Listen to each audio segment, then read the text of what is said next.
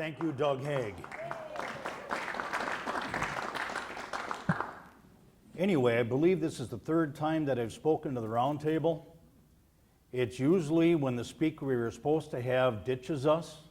That's telling me something. You're scraping the bottom of the barrel, but it's okay because I like apples. So what we're here to talk about tonight is the common soldier of the Union Army, specifically 4 members of Company E of the Calico 6th, the 6th Wisconsin Volunteer Infantry.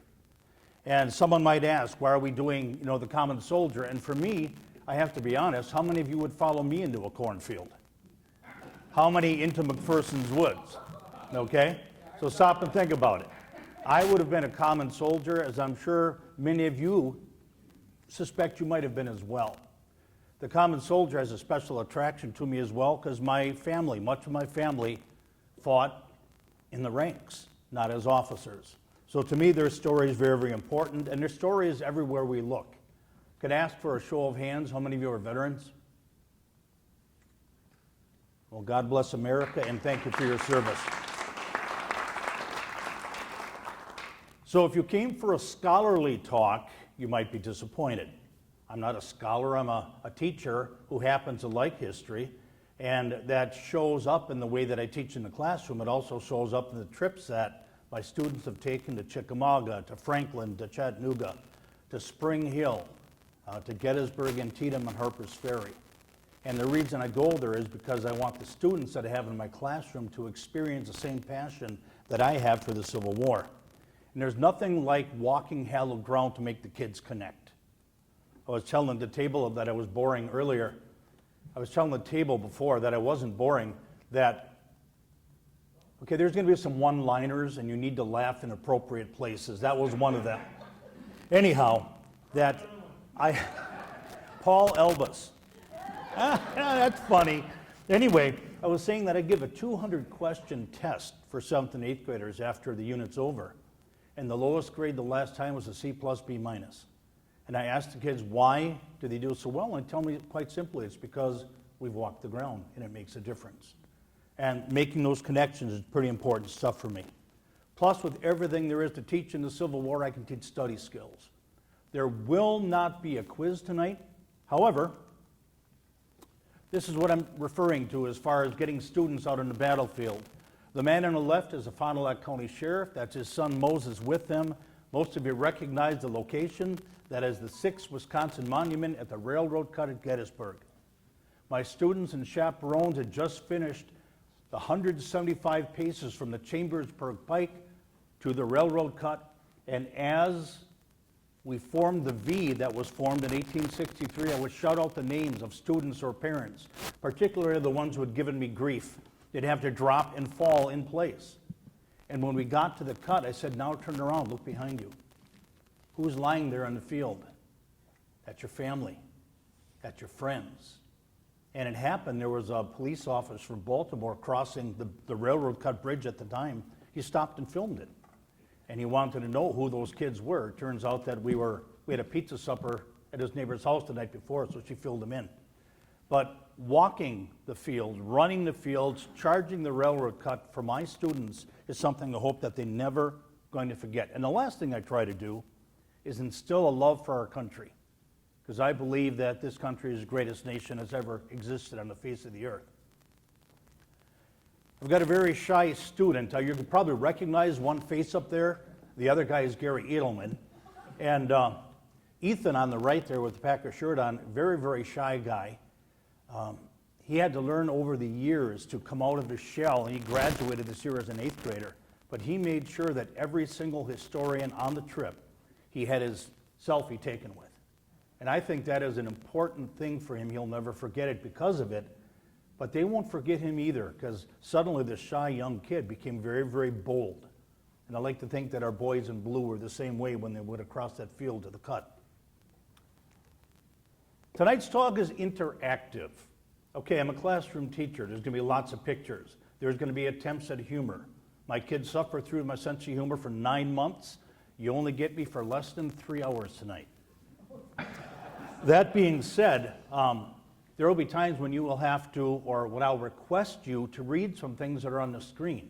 again, reading the words of these men who wrote so well in the 1860s and later, it speaks volumes to what they felt when they were on the field of battle. And then up here in the red, my wife, Kay, if you'd give her a round of applause, I'd appreciate it. She was an English teacher for 13 years, and she'll be doing some reading as well. Onward.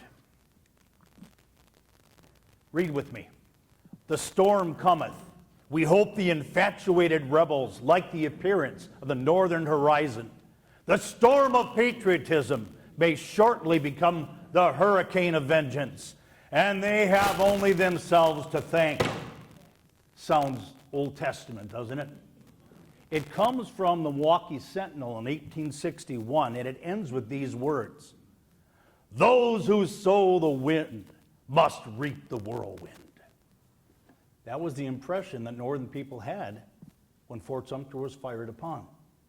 There was anger, there was disgust, and there was a desire for vengeance that the country probably hadn't seen since what? The American Revolution, when you had Tories fighting patriots.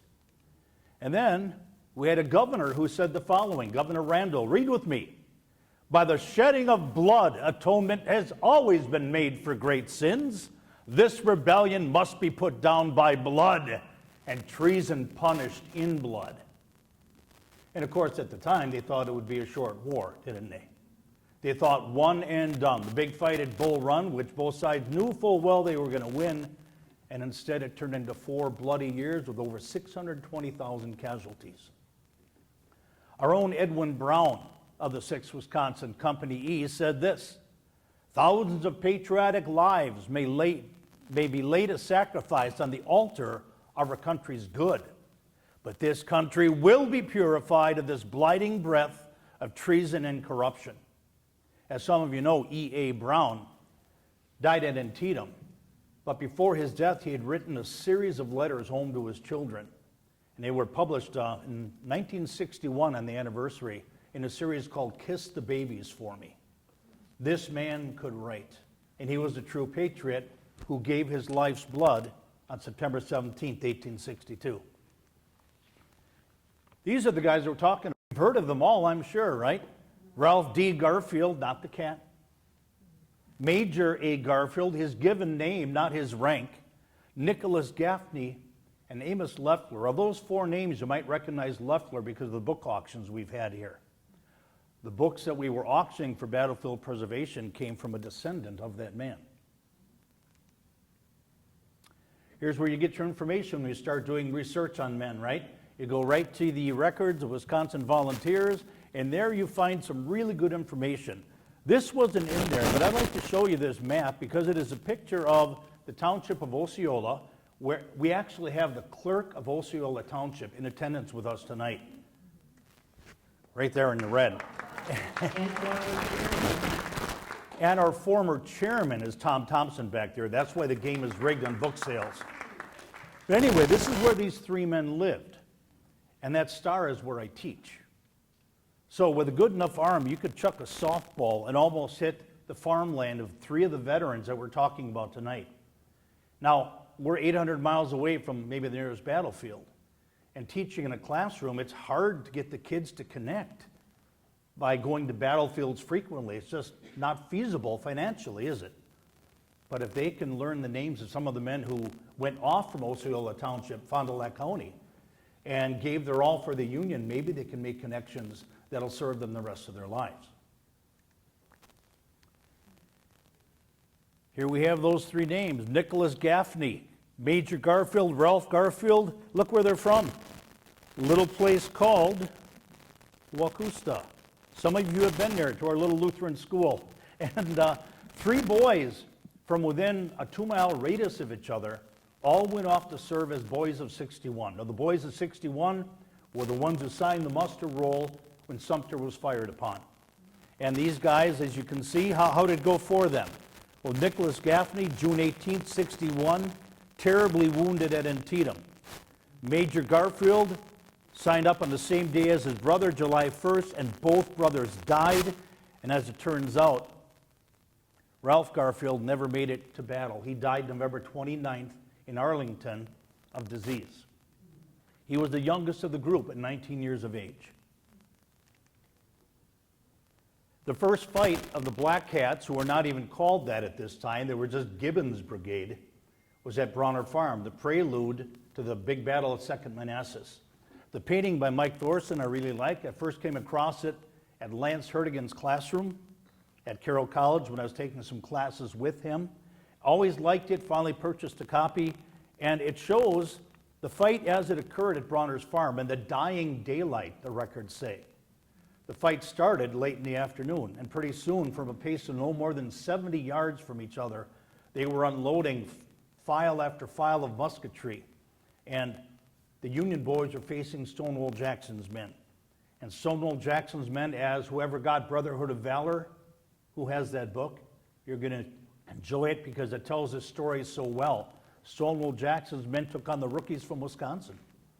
And the rookies from Wisconsin held their ground all the way until the fight was over. The end of the fight took place. You were firing at muzzle flashes. You couldn't even see the enemy anymore. And Jackson said those people are being very obstinate. He was used to having his way with Union troops. And by this time, the Iron Brigade was just not even forming. It was having his baptism, as the painting name says. I'd like you to read the red print for me as we go.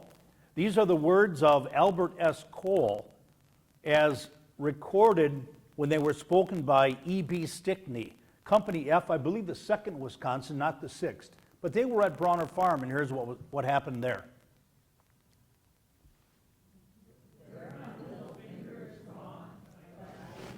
Okay, my pinky's gone, but I can still load and fire. In a few minutes, Stickney remarked. And finally, in perhaps 5 minutes more, Cole looked around and saw Stickney's head fall over on his shoulder, and he jumped and caught him and found that he was dead, just shot through the head. The fighting was so intense. As I said, I could not lead you through a cornfield. I'm not sure I could have stood in the ranks with the boys from Wisconsin on August 28th, 1862. How intense it must have been, but why wouldn't you break and run? Because who's standing next to you and who's standing behind you? Your brothers, your cousins, your neighbors. You can't show the white feather. You can't show cowardice and go home and expect to have a life of any kind, because these men were your brothers in arms, as the book title says.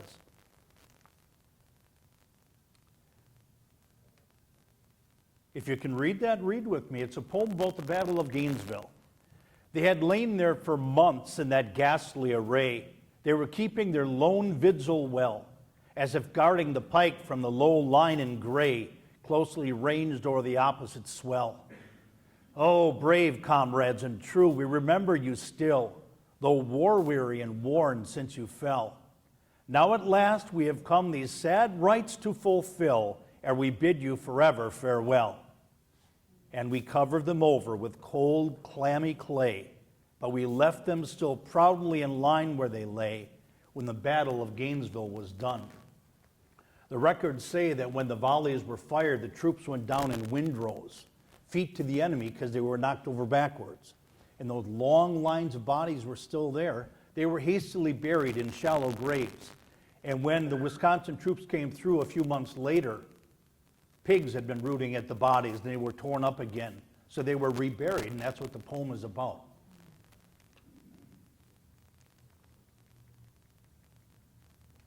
Rufus Dawes had to say, our one night's experience at Gainesville eradicated our yearning for a fight. In our future history, we were always found ready, but never again anxious. If you've never heard that quote before, that to me summarizes the nature of the Iron Brigade. They didn't go looking for a fight, but if you brought it to them, they were not going to back down for anybody. Nor did they until possibly the Wilderness in 1864-65, when they were no longer truly the Iron Brigade. They had become more a hodgepodge mixture of non-Western regiments. One of the men who went down at that fight was Major A. Garfield. His brother lost to disease in Arlington, and now he, it says in the Fond du Lac Commonwealth Reporter, somebody didn't do their proofreading. If you look up there, the W is upside down. But September 20th, 1862, this is only, 3 weeks after the battle, possibly. And it shows us here that Major A. Garfield is wounded in the arm severely. Now, an arm wound, why would that kill him? Of course, we know the answer, don't we? We know now about bacteria and medicine and germs. And at the time, their answer to a severe bone wound where the musket ball would shatter the bone into pins and needles and punch a hole possibly through the bone, amputation. They thought it was a way to prevent gangrene. They thought it was a way to save lives. In this case, it did not save the life of Major A. Garfield. And you notice, listed here as well, it's hard to read this. That's Amos Leftwere, the fourth man we're going to be talking about. His relative didn't even know he'd been wounded more than at Gettysburg.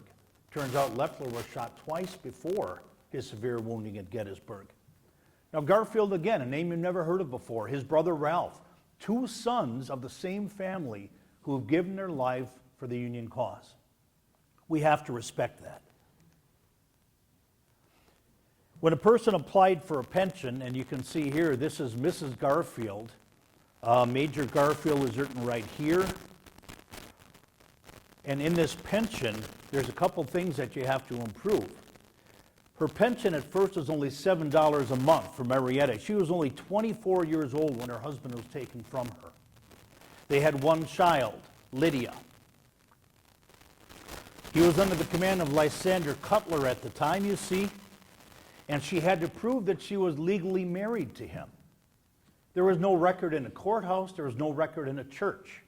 There was only a private document that she had, which was properly witnessed, and this was accepted as some of the proof that she had actually been married to Major. Plus, you had to have an eyewitness saying that he fought with his face to the enemy. You recognize this person, Joseph H. Marston, captain of Company E at the time. And his letter says very simply that he battled facing the enemy, so he was a soldier in the ranks. So those are two of the criteria that had to be met if you were going to apply for a widow's pension, that you were truly married to the person, and secondly, you died in combat facing the enemy. And so this is established, and Mrs. Garfield was able to get her pension. But it turns out life didn't go well for Mrs. Garfield. Her daughter Lydia is considered an orphan. Mother was still alive. They had moved to Detroit. And it says that Lydia, the teenage daughter of the couple, she was in an orphanage, an asylum it was called at the time. It was just a place for sick kids to go. I believe she had a kind of lung disease. And when Governor Fairchild, I believe it was, came to visit Detroit and heard the story of this poor orphan girl of a Wisconsin regiment, he told the 24th Michigan her story that Lydia Garfield was in your town, in Detroit, and she's destitute, she is suffering. And when the poor young lady died, they had taken care of her for a while. They had given her, I guess you could say, offerings or gifts to keep her going. And when she died, the 24th Michigan of the Iron Brigade was at her funeral. The Fellowship of Arms, the Brotherhood of Arms, didn't end with the death of Major Garfield in 1862. It continued all the way to 1871 when the daughter of the regiment died. This is a little cemetery in New Prospect. If you continue down the road to the right, there used to be a really great supper club called the Fin and Feather, Woodland Creek. It is now under new management, have no idea what it's called yet. But neither one of the brothers' bodies came home. When we go to Manassas this October, I'm going to lead you to the exact spot where Major Garfield is buried, within at least 2 or 3 miles. I'm certain I can get that far. Another joke. Okay. He died in the Aid Hospital, and so his body was never returned home. You could not afford to pay for the return of a body if you were just a common person. Officers, yes, but not this young man. And so those are 2 GAR markers right here, and the boys' names are on those stones. And I visit it once in a while. Kay doesn't know that. She thinks I'm going to school to correct papers or something, but I'm not. I'm visiting these two veterans. I'm here. I mentioned a cornfield earlier and the story of Nicholas Gaffney. You know the story of the 6th Wisconsin and the Iron Brigade coming through the corn. You know, the corn was 7, 8, 9 feet tall, and all you could see was the tops of the colors above the corn, correct? And when the Iron Brigade exited the corn, Rufus Dawes said that a low line in gray rose up and delivered a volley into these men. Now, there's going to be a record I show you here shortly. It's a medical diagram that shows a bullet entering Gaffney right up here and coming out several inches lower. And that seemed to suggest the Confederates were fighting for higher ground, but they weren't. Can anybody come up with a theory of why a bullet would enter high and exit low? So many times you hear stories of the men leaning down, running into the fire as into a rainstorm or a sleet storm. That's what I believe happened with him. The ball entered his chest the size of my thumb and left just next to his spine the size of my fist. Nicholas Gaffney. Rufus Dawes, again, I happen to like his writing. I think he wrote things honestly and never glorified himself. I never want to fight there again. The flower of our regiment was slaughtered in the terrible cornfield. I dread the thought of the place. Of course, that painting by Keith Rocco is reenacted in the Veterans Museum in Madison. That is a life-size recreation if you go there to see it. It's pretty impressive stuff. As Gaffney was coming out of the corn, he, of course, had been shot through the breast, and you know already about the exit wound. He found coming out of the corn Colonel Edward Bragg.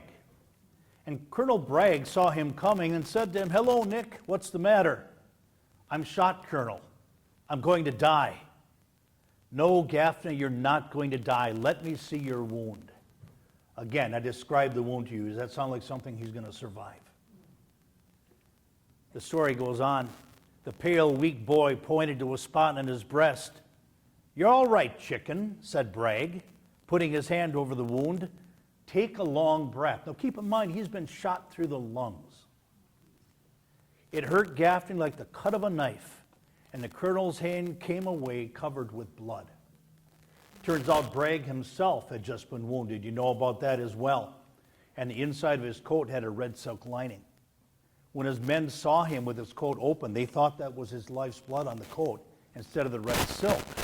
So the word went home that Bragg had died at Antietam. But that's a story for another time, the Brown and Bragg story. Back to Gaffney. He cleaned his wound at the aid station by taking a ramrod, putting a silk cloth on it, and pushing it front to back through the wound. Because by this time they had figured out that little bits of cloth is what might lead to gangrene. And better the pain at the moment than dying of sepsis, which was his only other option. That was a terrible, terrible wound. Again, the size of my fist leaving his body. This is from Lance Hurtigan, The Men Stood Like Iron. And here's the diagram I talked about. If you send away to the National Archives, you can get records of any soldier you request. There is a price to pay. If you're studying certain individuals or companies, like I like to do with Company E, you get gems like this. This is a medical diagram showing the point of entry. Look how close it came to his spine, and there's the exit wound. A debilitating wound at the minimum, and something that should have probably killed him. Here's the description on the medical record. The ball entered in front 2 inches above and to the outside of the nipple, passed through the lung and came out on the back side 3 inches lower. There is a cavity in back, part of lung, has occasional hemorrhage. Can you imagine the coughing that a wound like that would entail? Were they tougher back then? I know they worked hard, they were very physical people, but every one of these farm boys endured a grievous, grievous wound. And Gaffney's story continues with Joseph Marston recording that, yes, he was shot as he was facing the enemy. He was in the ranks of the Union Army at the time. And so in applying for a pension, he too is eligible to receive one. Gaffney survives that wound. I like to think it was the ramrod with the silk rag on it. I believe cleaning that out prevented the sepsis I tried to describe. But he comes back to Osceola Township. He's age 39 in 1880. He is married, and there's a little more information there, but what kind of life can a man like that have? Wasn't it an agrarian society, right? How are you going to farm if you can't breathe?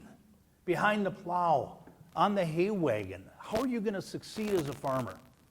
He had some real difficulty in his life. He goes on to enumerate some of those as time goes on. What kind of family life could he have had? Here we see that map blown up a little bit, and once again, here is Wacusta. Here is where our school is located. You can see the Gaffney family has grown. There's Gaffney, T. Gaffney. Up here is actually the farm that is owned by Nicholas Gaffney. And right now, some of my students live on that land. And I tell you what, the hair stands up in the back of my neck when I think of things like that. And the young lady whose grandparents owned that land had really no interest in history. And then she found out about Nick Gaffney and the man who used to farm the land that her grandparents now own.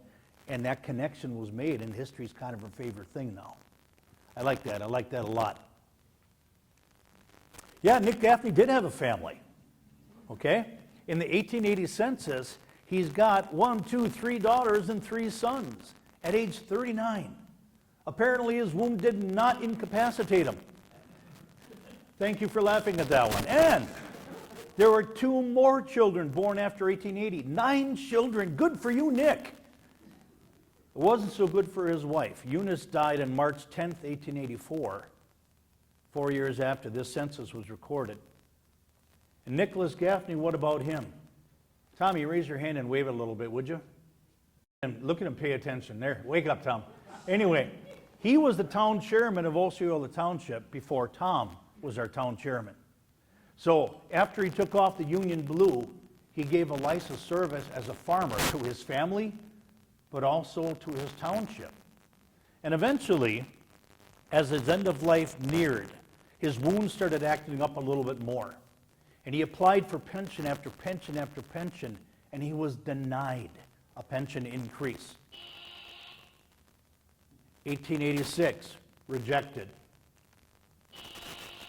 Try again, 1887, rejected. 1890, rejected.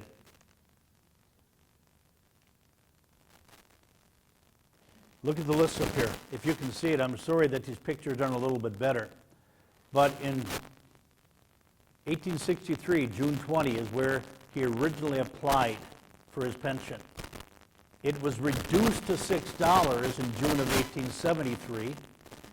Increase rejected, increase rejected, increase rejected, increase rejected, increase rejected. And how could you reject an increase for a man who had so grievous a wound? He went to a doctor in Milwaukee, a T.C. Malone. Okay, would you read that to us, please? To whom it may concern, this is to certify that I have this day examined Nicholas A. Gaffney, Company E, 6th Wisconsin Infantry, and find that he is suffering as a result of a wound from the left lung, which totally incapacitates him from manual labor. Thomas C. Malone, M.D. Signed by a doctor. Ought to be enough, wouldn't you agree? Here's the reply from the pension department. Sir, in response to your letter of September 14, 1912, received September 16th, relative to that part of your cited claim, you are advised that the evidence on file fails to show that by reason of gunshot wound of left lung alone, for which you were previously pensioned under the general law, you are unfit to perform manual labor as contemplated by the Act of May 11, 1912, and that as a fact, you do not perform manual labor by reason of said disability alone. When I read that, it says that wound wasn't enough for you to claim an increase in your pension. It is not debilitating enough. Again, picture the size of the exit wound. Picture the location of the wound through the lungs for a man who is a farmer. That's the pension commissioner right there. Looks a lot like Ebenezer Scrooge, but I am assured that is an actual painting. Nicholas Gaffney ends his life right here a few miles away at the Soldiers' Home. Okay? And he spends his days there as he is broken down in health, broken down in body, not broken down in mind. He was still Nick Gaffney to the end of his days. And if you ever go to the National Cemetery here at Woods, just the rows of stones, they're incredible, incredible sight. And one of those stones belongs to Nick, right there. Now, I don't know if this is true or not, and if you are susceptible to being frightened, I'd encourage you not to look at the next slide.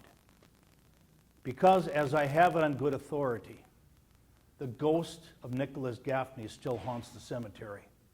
And he's been recorded on film, and here is that picture. How many are frightened?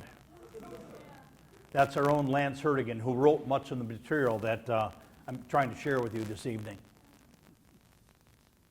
And finally, we come to our fourth gentleman. Presentation I did years ago, the first one I ever did, and it was probably 25 or 30 years before, on an overhead projector, okay, tracking Amos Leftwere. As you see, Amos Leftwere was not Wisconsin, wasn't even American by birth. Maybe it doesn't say it.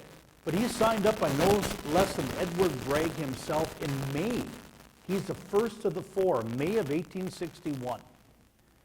It says that he is 26 years old, unusual, he's rather old for his age, and mistakenly it said he's married. He was not married at the time, but he had fallen in love with the farmer's daughter. True story. Anyway, he's from Toronto. So he's come from Toronto to work as a hired hand on the fields and farms of a man named J.J. Odekirk. I have an Odekirk in my classroom. That's why this stuff means so much to me, okay? And I was in Gettysburg in 2003 to listen to Lance do a Footstep of the Iron Brigade tour. And as I stood there, this little white-haired gentleman kept on just looking at my name tag. It said Dave Wege, and they mistyped it. It said Campbell's instead of Campbellsport, Wisconsin.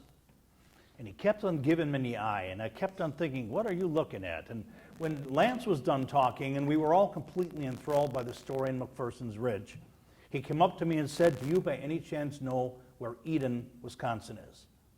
Well, I said, yes, I do. I live 9 miles away from there. I'm there all the time. And he went on to say that his great-grandfather, Amos Leftwere, had signed the muster rolls in Eden under Colonel Bragg. And so I made a fast friend that day. Larry was 80-some at the time.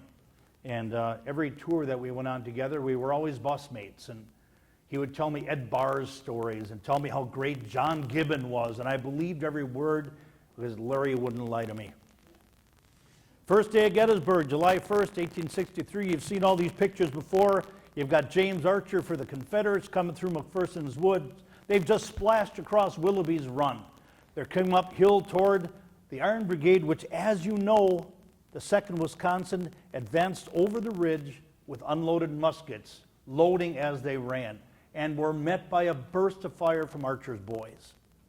But the Iron Brigade held the woods with the 24th Michigan on the left flank, the new boys, who entered just a few months before this time, the 19th Indiana called the Swamp Hogs, the 7th Wisconsin called the Feather Bedders, because supposedly they carried all the comforts of home with them into battle, including their feather beds, and the 2nd Wisconsin, known by a nickname that shall not be repeated here this evening, and the 6th Wisconsin held in reserve.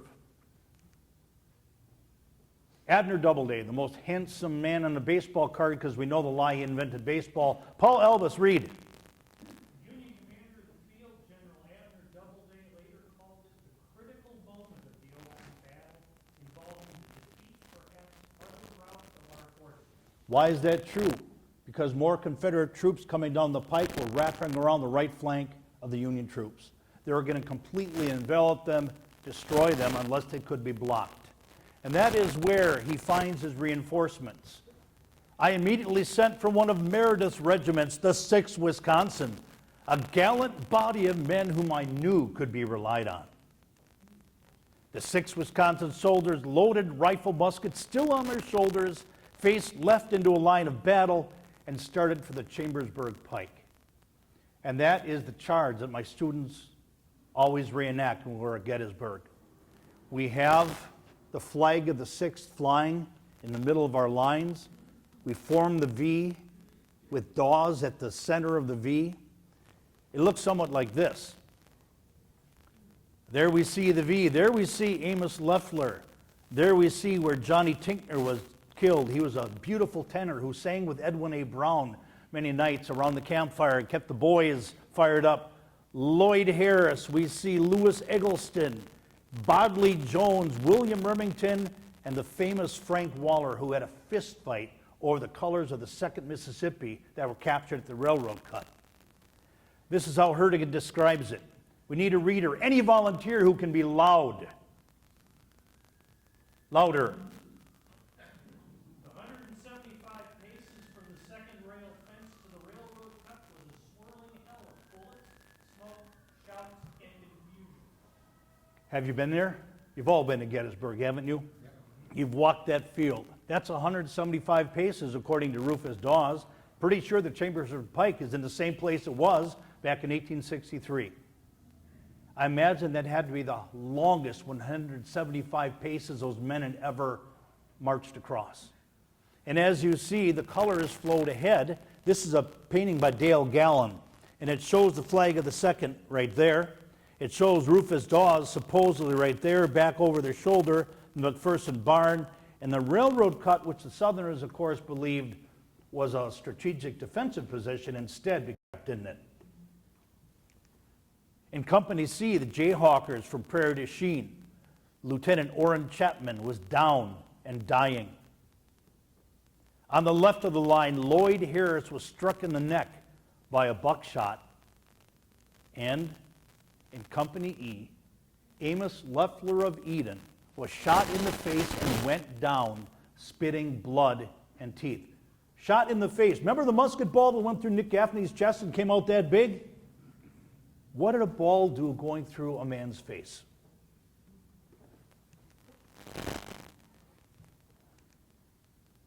Hard to read, but I'll do my best.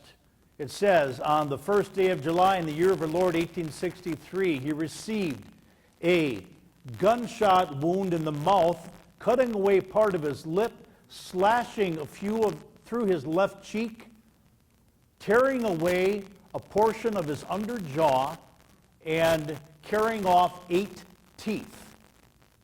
And it goes on to say that it makes chewing harder for him to do now. Again, a wound like that in a society that had not yet seen the boys coming home from war as often. What did that do to his features? Obviously, he survived, or there wouldn't have been my friend Larry. But it goes on to say in his short casualty sheet, and these were after action reports, Amos Leftwere, Private Company E. I like that this is signed by Lieutenant Colonel Dawes right here, R.R. Dawes.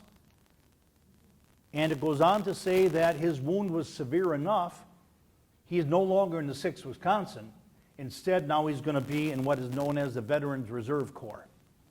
And the Veterans Reserve Corps are men still in uniform who are considered not to be wounded badly enough to exit the service. Again, lower left portion of his jaw is gone. And so they put on a special uniform, which was recognized as men who would now be teamsters, cooks, hospital stewards, still giving service to their nation and still proudly wearing the uniform. Read for me, Kay. My name is Amos Leftwere. I reside in the town of Eden, Fond du Lac County, Wisconsin. I enlisted in Company E, 6th Regiment, Wisconsin Infantry at Fond du Lac, Wisconsin, on the 18th day of June, 1861, and was mustered into the service of the United States, 16th day of July, 1861, at Madison, Wisconsin, for a term of 3 years. What's he establishing? Honorable service, right? That on the 1st day of July, 1863, I was wounded in the left cheek and lower jaw while on duty, key, in my company and regiment in the Battle of Gettysburg. That my said wound was received while charging the enemy on the 1st day of July, as aforesaid, and on the 1st day of said battle, that a portion of my jaw was torn away and 8 of my teeth were knocked out. That I went to a hospital, it being a field hospital, and remained 4 days laid up with said wound. That I then went to the regimental hospital of the 6th Wisconsin Regiment And my said wound was dressed by Sergeant Hall of said regiment and a portion of the jaw taken out. Would you pass the microphone to our young friend over here? Are you willing? All right. I was transferred to the Invalid. Corps Veteran Reserve Corporal into Corporal B, Company B. Company B of the 23rd Regiment of said Corps until expiration of my time of Enlistment. enlistment. And then I was discharged from the service of the United States on the 20th day of July 1864 at Washington, D.C.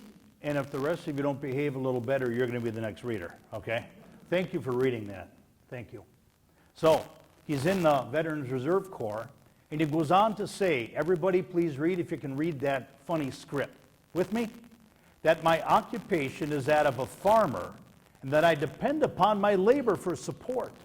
That in consequence of the wound in my face aforesaid, my face is disfigured, my teeth are part of them gone, the proper mastication of any food is prevented, my health is impaired, and I suffer much pain about my ear and side of my face and head.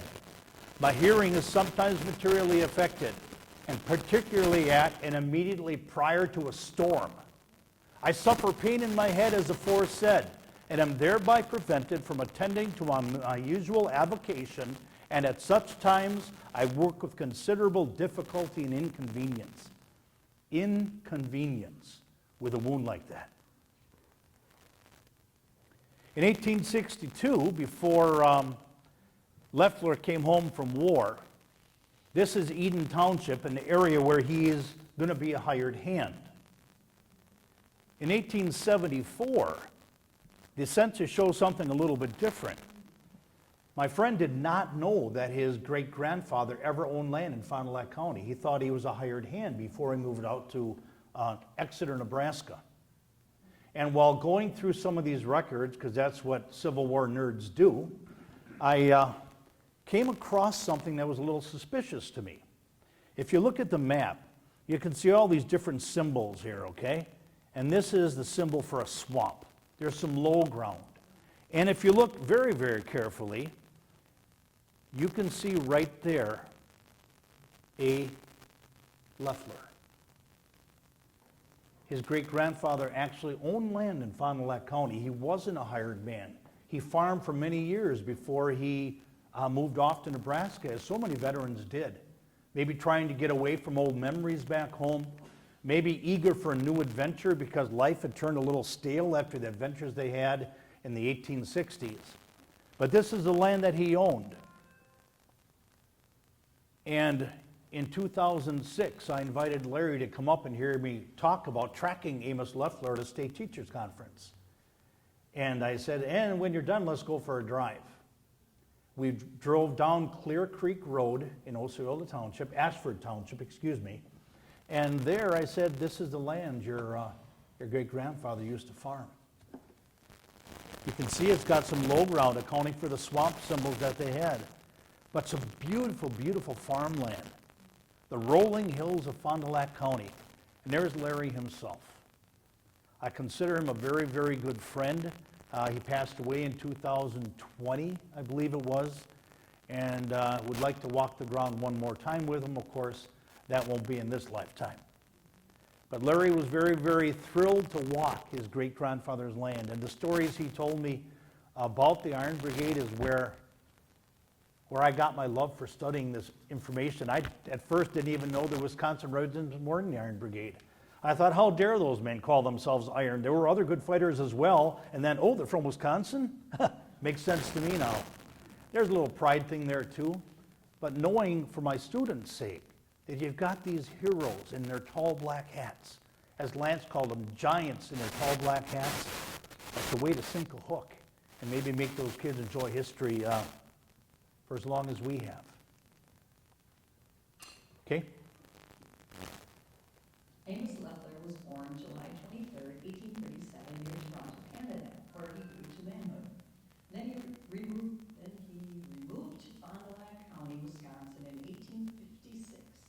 He enlisted in Company E, 6th Wisconsin Infantry, July 16, 1861.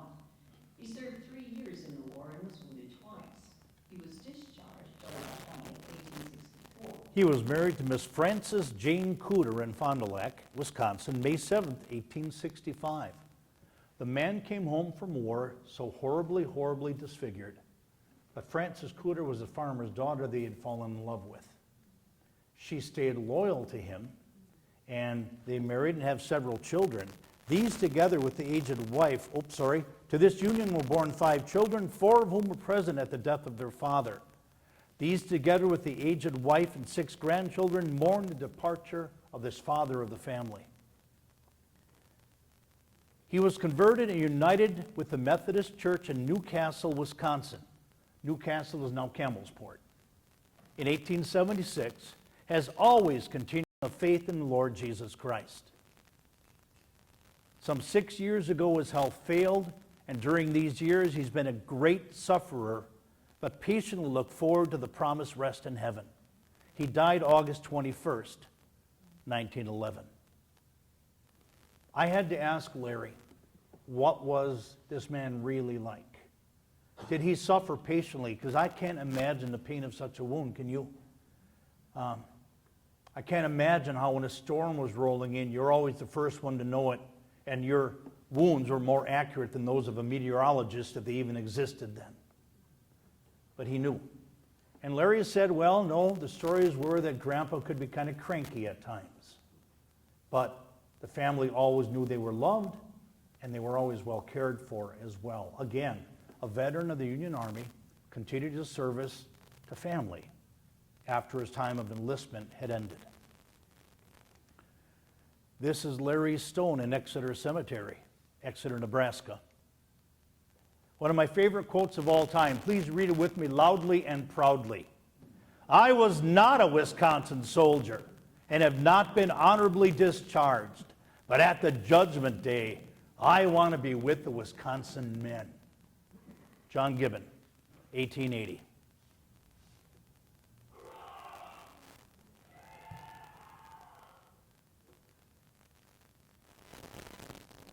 And that's what we're about here tonight. Telling their story as best we can because it's the least we can do. And I thank you for your kind attention. Did I make under 45 minutes? 51. On the dot? That was a complete accident. I can answer any questions if you have any. I can make stuff up, but I don't know. Doug? The wounded, I understand, or the dead from battle wounds. What about the guys that died of disease? Was there a pension for their widows? This is going to be a guess based on some experience, okay? So it's my best guess only. I don't carve it in stone. But they also served honorably. You didn't have to die in battle to receive a pension. If you were signing on the dotted line on the muster roll, you were enrolled in the Union Army. Other questions? Any more questions?